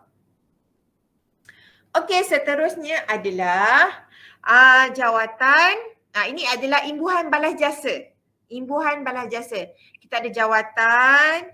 Ni pengurus besar, akaunten, kerani. Ada macam-macam lah. Kalau you ni semualah kena letak. Okay, ni tak cukup 1,200 kan. Okay, gaji bulanannya berapa? Ini gaji basic. KWSP per keso. Okay. So, kalau ini adalah caruman majikan. Kita ada caruman pekerja dan juga caruman majikan. Ini adalah caruman majikan. Iaitu, kita tengok sekejap. Ensure keep. Kita tengok KWSP. Jom kita tengok. Saya buang dulu. Okey. Ini adalah caruman KWSP. Buka KWSP. Website KWSP. Kita pun apa lagi? Tanyalah Elia. Tanya Elia berapa caruman, Elia akan jawab tak adalah. Okay, you pergi dekat bahagian, dia ada majikan. Okey, dia ada ahli. Okey, saya besarkan sikit. Tak nampak. Okey. Tanya Elia. Okey, mana dia? Okey. So dia ada majikan tadi saya dah pergi kan. Okey. So dia ada caruman majikan. Lari pula. Okey. Nama utama. So nanti kat sinilah. You pergilah. Majikan. You ahli ni pekerja lah. Jadi you akan pergi ke majikan. Sebab apa? Sebab you adalah usahawan. You yang kena bayar gaji. So tengok kadar gaji. Sebab yang ni share pekerja ni yang baru ni. Ini yang lepas daripada bajet hari tu, NAS. Kan? Okey, kalau majikan 13% untuk gaji 5,000 dan ke bawah. Kalau 5,000 ke atas 12%. Okey. So ini adalah untuk yang berumur 60 tahun ke bawah lah kan. So ini adalah yang you perlu letaklah dekat you punya ni 12%. Okey. Ataupun satu lagi tadi berapa persen? 13%. Okey. Seterusnya adalah caruman EPF. EPF pula. SOCSO ataupun Perkeso. Okey. So KWSP ni macam simpanan, berbentuk simpanan. Kalau Perkeso ni berbentuk, lama pula. Berbentuk insurans macam takaful.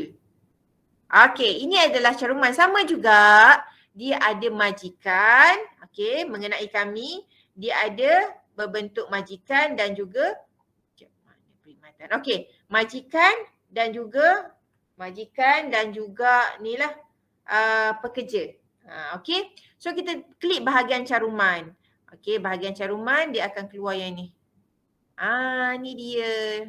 Dia punya share majikan, share pekerja. Sama juga you perlu ambil share majikan.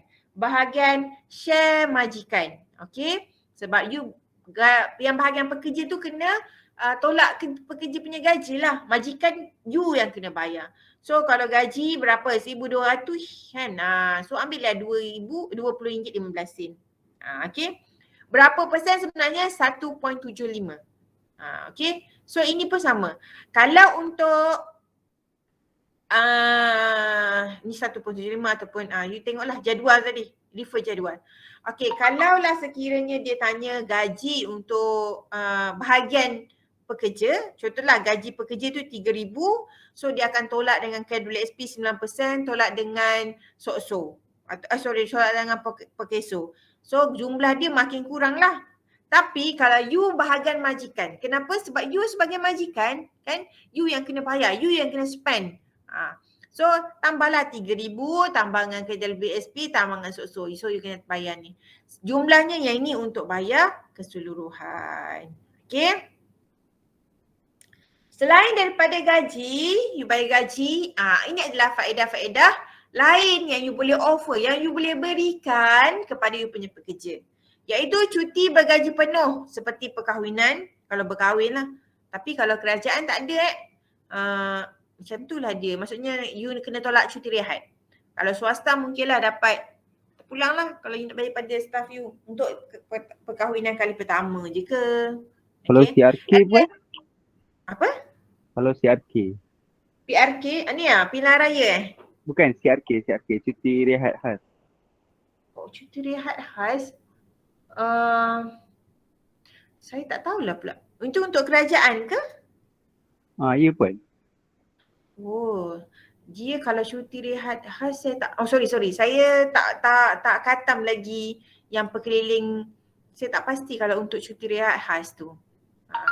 Saya tahu cuti rehat je. Cuti rehat biasa saya tahulah. Itu kena refer N kot. Maksudnya N tu bahagian pentadbiran. Siapa parents you dapat cuti rehat khas ke? Boleh mohon pun dia 7 hari dalam setahun. Oh, untuk yang apa? Berkahwin ke? Kerajaan. Oh, itu untuk cikgu kot. Oh, okey. Cikgu, itu untuk cikgu sahaja. Macam saya dapat cuti rehat setahun 25 hari. 25 hari. Untuk cikgu cuti rehat khas 7 hari tu. So dia kalau dia nak kahwin, nak bercuti, dia kena guna yang itulah kot saya rasa. Okey. Untuk cikgu saya tahulah. Tapi dulu saya dimarah, saya tak guna skim tu. Saya punya dimarah sebab saya mengajar diploma juga. Jadi saya punya cuti pun 25 hari. Okay. And then cuti isteri bersalin. Yang ni sebab dah lama dah, saya pun dah lama tak bersalin. Tapi suami saya dapat dalam 5 hari ke? 5 hari tak masuk cuti weekend. And then cuti kecemasan, kalau ke government cuti kecemasan ni ditolak juga dengan cuti rehat 25 hari tu. You boleh ambil lah kecemasan, contoh anak sakit ke apa ke kan. Saya tak minta lah. Dah jauhkan lah kan. And then cuti menunaikan haji, kalau government dapat 30 hari. Kalau umrah, government dapat 7 hari kot. Sekali dalam perkhidmatan. And then kita ada cuti belajar, macam Puan Nat kan. Sekarang nanti dia dah habis, dia dapatlah doktor. Cuti belajar, doa kenal kot Puan Nadira kan. And then cuti atas sebab kematian. Ni kalau ni dia tolak. Saya lupa arwah abah saya meninggal dulu saya dapat cuti saya rasa. Saya pun dah tak ingat sangat. Saya rasa dia tak tolak pun cuti rehat. And then rawatan kesihatan.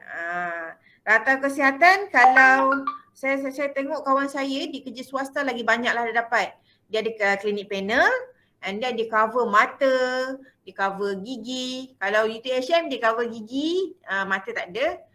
Tapi kesihatan setiap kali kita ada klinik, kami ada klinik, UTHM ada klinik panel, setiap kali boleh guna RM60. Okay, lebih daripada tu kena bayarlah. Dulu saya dimarah, masa saya bujang saya dapat RM500, bila dah kahwin RM2,000. Maksudnya setahun lah kan. Tengok kuantiti anak saya pun saya tak ingat dah. And then masa saya di Mada tak ada klinik panel tapi dia bagi RM500 setahun untuk rawatan kesihatan lah. Okey, insurans. Kalau pekerja kita ada Perkeso. Kalau kita ni Islam kita panggil takaful lah kan. Takaful untuk Islamik, insurans untuk konvensional. Ini company swasta pun banyak dah. Dia beri insurans pada staff dia. Bayarlah setahun, sebulan kan. Kalau kita ni, kalau government ni, kena kalau you nak murah ambil QPax Care tu lah. Okey, kemudahan dan bantuan pinjaman keuangan. Ni pengalaman saya lah. Masa saya cuti semester saya akan kerja part time. Selalunya jadi cashier. Sebabnya ada, saya nak jadi jugalah kerja-kerja dekat fast food kan, macam McDonald, KFC. Tapi kakak saya kata kerja fast food dan kerja kedai-kedai makan ni penat. Dia kata macam tu lah, saya pun tak pasti macam sebab saya tak pernah kan. Tapi rasanya memang penat pun kan, layan customer. Jadi saya jadi cashier. Bila jadi cashier, tengah-tengah bulan ada dekat gaji tu, ramailah yang buat advance dia panggil. Maksudnya dia minta dululah sebelum gaji kan, nanti gaji tolak lah. Dia panggil, kalau nak bagi advance pada staff you. Kadang-kadang, yelah kalau golongan T20 tu tak apalah kan. Kalau golongan B40 ke M40 nak tunggukan gaji tu, kadang-kadang beras habis lah kan. Anak nak susu lah. You all tak apa kan. And then allowance. Adanya allowance perjalanan, makan, perumahan, telefon, kerja, shift, sebagainya lah. Yang ni pun berbeza. Kalau kerakyat ni grade 44 dah boleh dapat lah. Dia ketua jabatan, macam tu dapat lah. Kalau kerja shift ni OT selalunya, tapi saya kalau masuk government 41 ke atas tak boleh claim OT. Okay.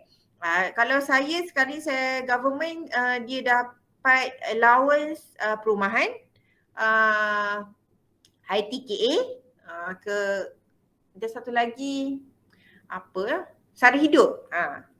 Perjalanan semua ni you boleh, maksudnya kalau pergi ni boleh claim je lah perjalanan. Okay.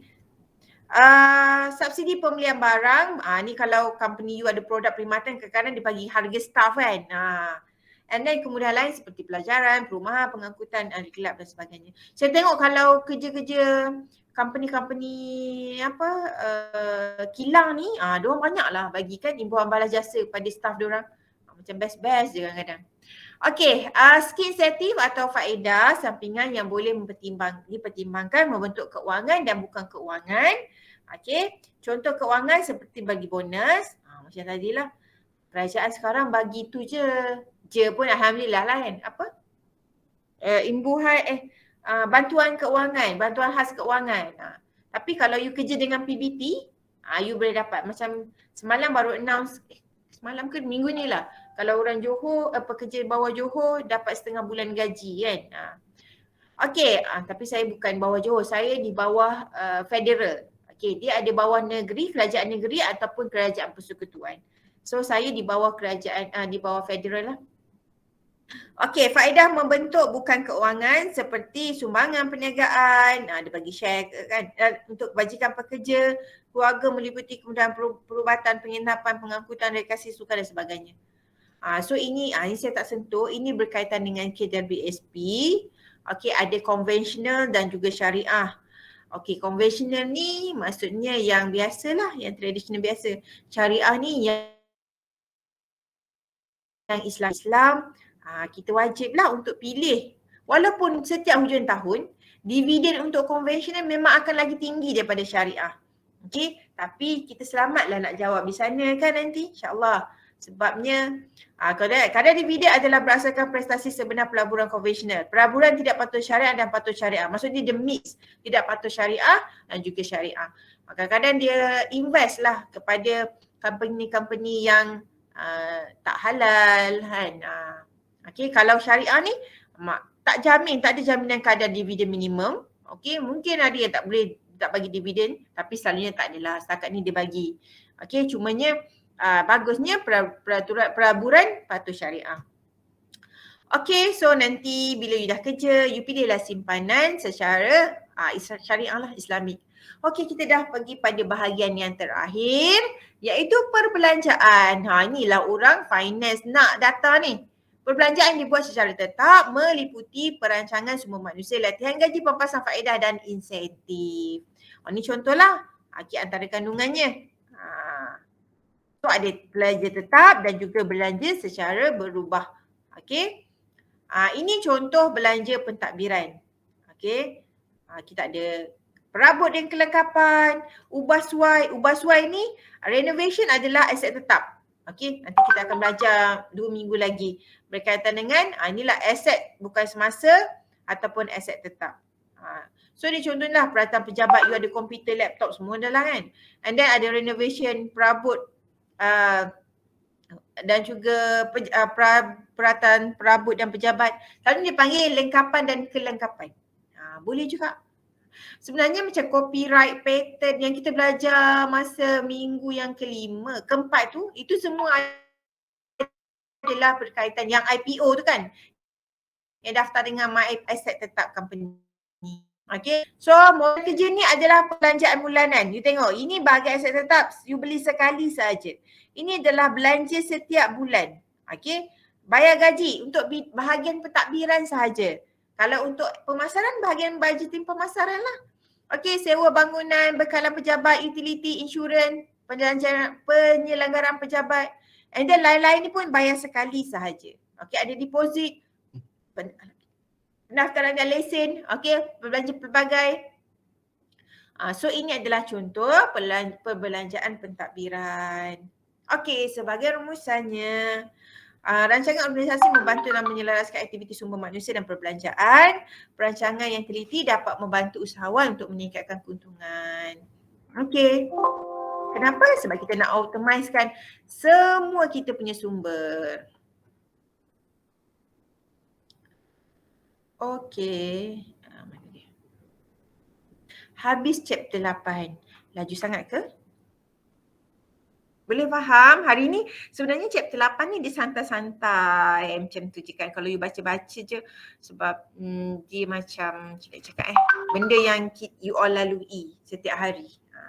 Kalau bukan you pun parents you. Okey. So ada soalan tak? Saya tengok soalan tadi. Ada yang saya tak jawab. Kejap. Kat sini saya dah keluar masuk banyak kali kan. Okey, tadi Farhan tanya. Muhammad Farhan Zakirin. Puan, peratus berapa? Peratus apa ya, Farhan? Peratus apa?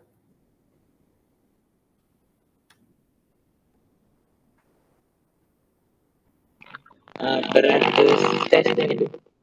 Oh, peratus tes. Ya. Okey. Peratus tes 20%. Tes 20%. 20%. Tinggi jugalah, banyak juga tu. 20%. Test ada berapa macam? Ada satu je. Hasirun nak dua ke? Tak. So kita kalau kita dah habis test, CLO 1 kita dah habis lah. Sebab kita ada test dengan kita ada quiz sahaja untuk CLO 1.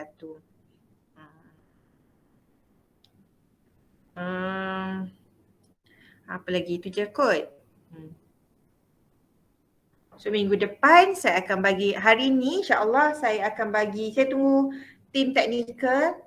Kalau diorang dah bagi link kepada saya, poster dah siap, copyright pun dah, copywriting pun dah siap. So saya akan blast hari ni lah iklan untuk promosi untuk maklumat untuk program minggu hadapan. Okey, ada lagi soalan? Puan, nak tanya untuk BMC yang minggu depan tu kan dia disertakan presentation. Presentation tu kita perlu buat video ataupun dia presentation face to face Oh, buat video? Video nanti kita hantar link kepada Puan je lah Boleh, link hantar link saja. Okey Puan. Saya suka tengok Canva yang Canva ni kan, maksudnya you nak buat macam-macam senang sangat. Okay, video saya tak kisah, you nak guna apps apa pun boleh, nak berlakon pun boleh. Tapi kalau untuk BMC tu, kalau you nak rakam guna PowerPoint pun boleh, tak ada masalah. Okay, so ada apa-apa lagi? Kalau tak ada apa-apa, saya nak kasih attendance. Madam, yang BMC tu kiranya yang ruangan untuk hantar video tu dekat ni lah, bahagian apa ni, bahagian BMC lah kan kiranya. Hantar link je lah. Hantar link saja, hantar link. Baik Ada. Selalunya student saya akan copy link tu dekat apa, Words ke, and then dia upload lah dekat situ, dia turn in lah. Video tu saya tak kisahlah you nak link tu you nak bagi letak dekat Google Drive ke, ataupun you nak letak dekat YouTube ke, tak kisah. Asalkan saya boleh akses. Terpulang. Kalau you segan you nak letak kat Google Drive pun boleh. Tapi kalau you memang Insta famous, inilah assignment saya. Jadi you nak letak dekat, nak upload di YouTube pun boleh, tak ada masalah. So yang ni adalah attendance untuk chapter, untuk minggu yang ke-7. Minggu depan kita nak cover chapter 7. Okay, saya rasa tak ada apa dah. You boleh you all mesti nak tunjuk you all punya marketing, betul? Minggu lepas dah buat marketing kan?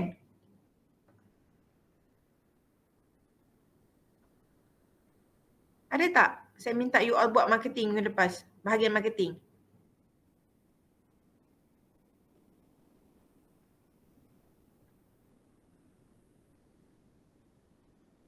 Tak ada ke, ada ke ni?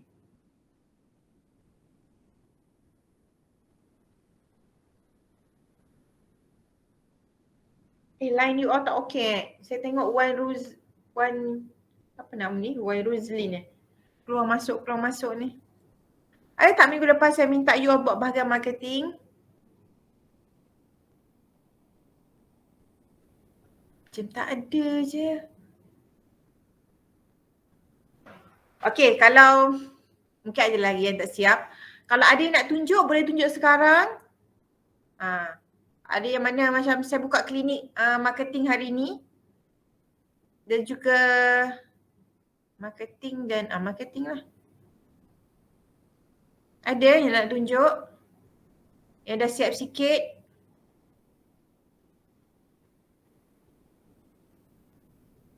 Tak ada? Okey, tak apalah. Tak ada lagi Madam rasa. Ada lagi Okey, tak apa.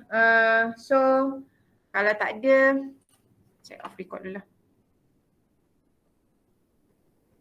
Kalau tak ada, kita dismiss di sini dulu. You all boleh proceed dengan you all punya bahagian admin. Okay. And then kalau you nak discuss untuk you punya, saya tahu lah you all dah start dah busy dengan nak hantar assignment macam-macam ni kan. Yang banyak yang saya bagi ni. Tapi saya dah bagi pada awal. So, mantau you all nak buat BMC, you boleh proceed lah dengan assignment you. Dah lagi lebih kurang dalam, saya tinggalkan you all lebih kurang dalam 40 minit lagi. So kalau sekiranya dah isi attendance, dah tak ada soalan apa-apa, you all boleh dismiss dan tutup majlis kelas hari ni dengan tasbih kifarah dan surah wal as. Terima kasih semua. Assalamualaikum. Waalaikumsalam. Terima kasih Puan. Terima kasih Puan. Waalaikumsalam. Terima kasih Puan. Sama, Chan tinggal dulu Thank you, Madam. Sama-sama.